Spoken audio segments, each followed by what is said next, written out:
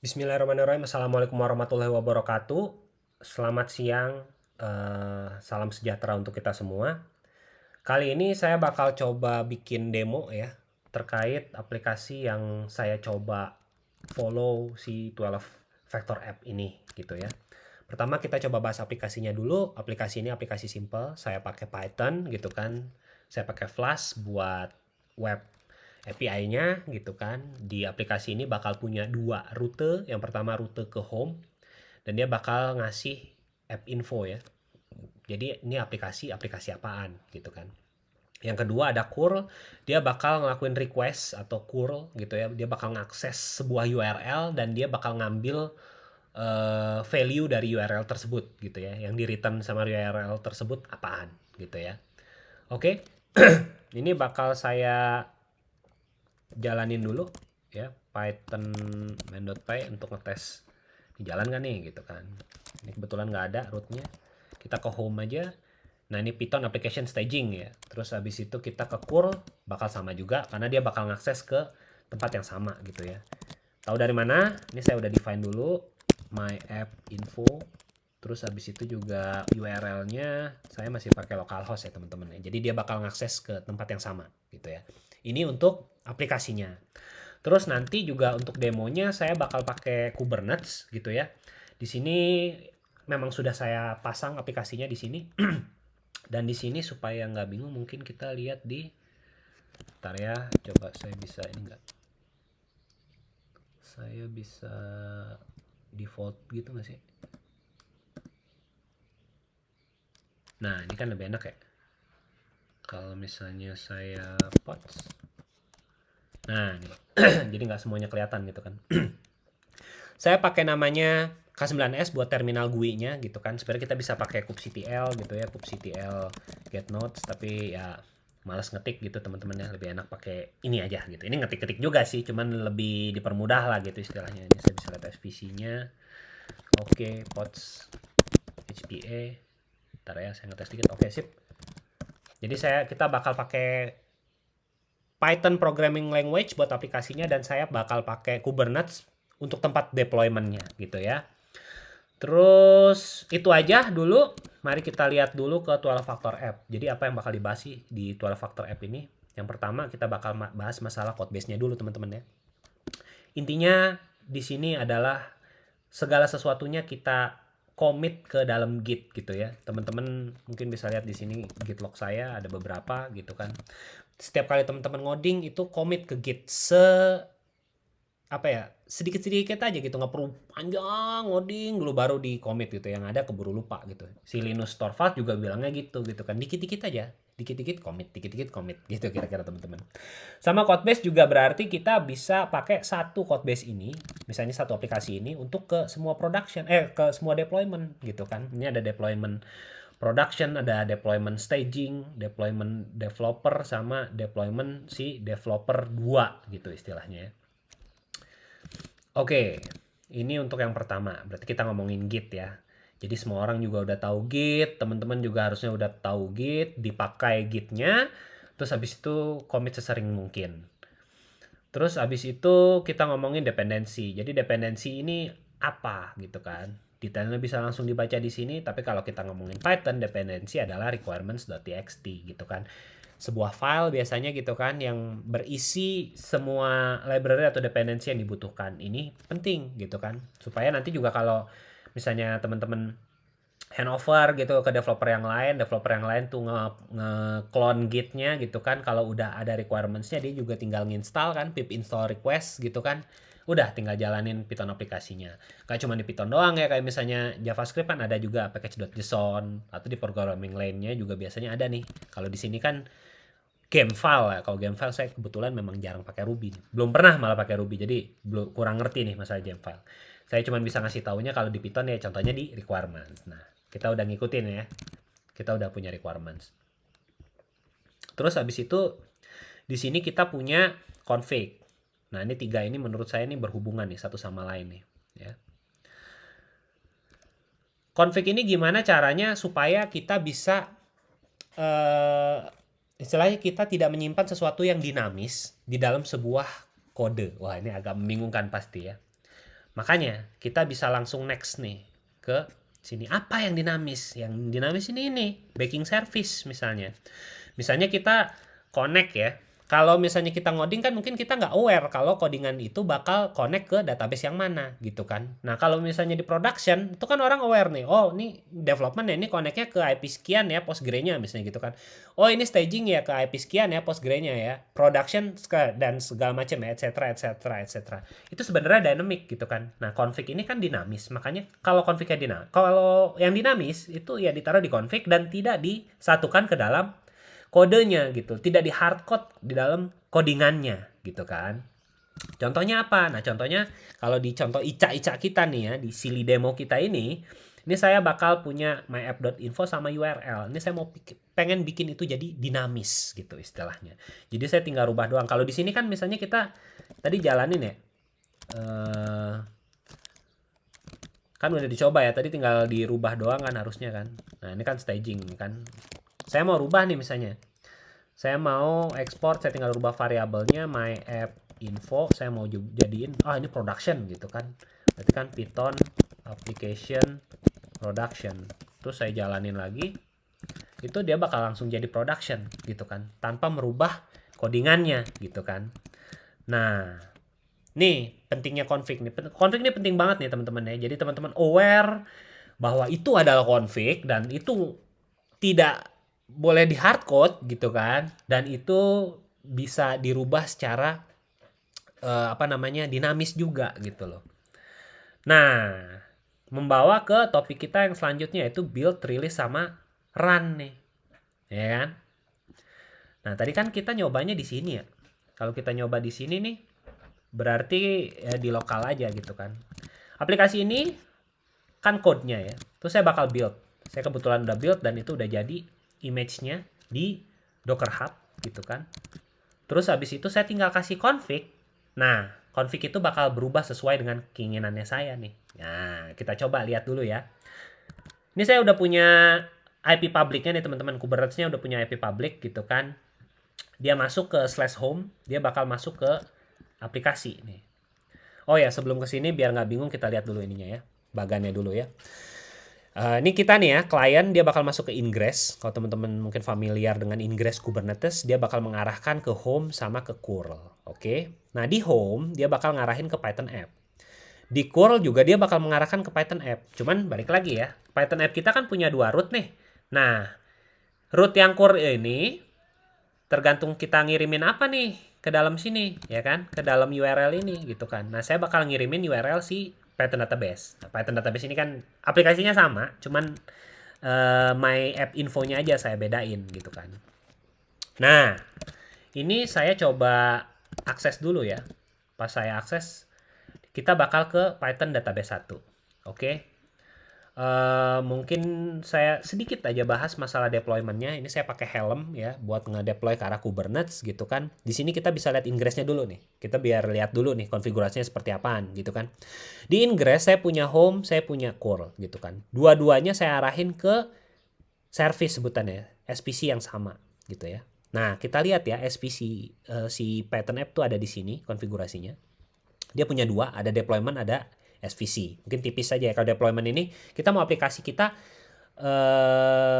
seperti apa gitu kan. Kalau service ini cara kita ngakses aplikasi kita di Kubernetes itu butuh service gitu. Butuh services gitu ya. SVC lah, SVC gitu kan. Di sini kalau teman-teman lihat, di sini ada image. Nah, ya kalau kita lihat di 12 factor, ini ada build. Di sini ada config, teman-teman. Di sini ada config. Jadi saya tinggal panggil image-nya, saya rubah config-nya, langsung jadi release gitu kan. Kebetulan di sini saya ngasih config itu Python application. Nih, my app info. Which is kalau saya akses ke sini, nah, ini Python application sebenarnya mengarah ke environment variable yang ini. Untuk yang ini saya mengarahkan ke URL-nya ke Python database 1 ya. Kita bakal nembak ke aplikasi yang nomor sini gitu kan.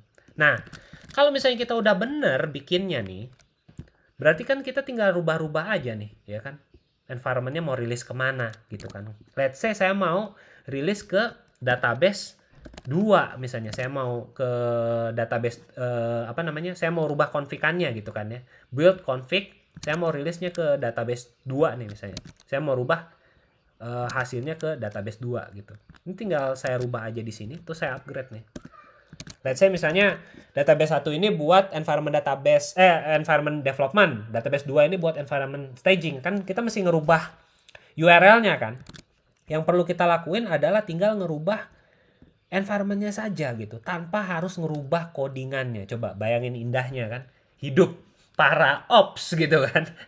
Tinggal ngerubah deployment filenya aja, nggak perlu ngutak-ngutik codingannya gitu, nggak usah ngeribetin developer lah gitu istilahnya. Di sini kita harus tunggu dulu ya teman-teman ya. Dan kebetulan agak lama, kita coba sabar menunggu dulu ya, sambil saya nunggu dulu. Oke, balik lagi. Kayaknya udah bener, kayaknya nih ya. Tapi kita coba refresh dulu nih, udah jadi database 2 belum nih? Nah, udah jadi database 2 ya. Ini ica-ica nih, kita berarti ngakses database nih ceritanya ya. Kita udah pindah ke database 2 tanpa harus ngerubah coding, tinggal ngerubah environment-nya doang. Coba, hidup kan enak banget kalau kayak gitu teman-teman ya.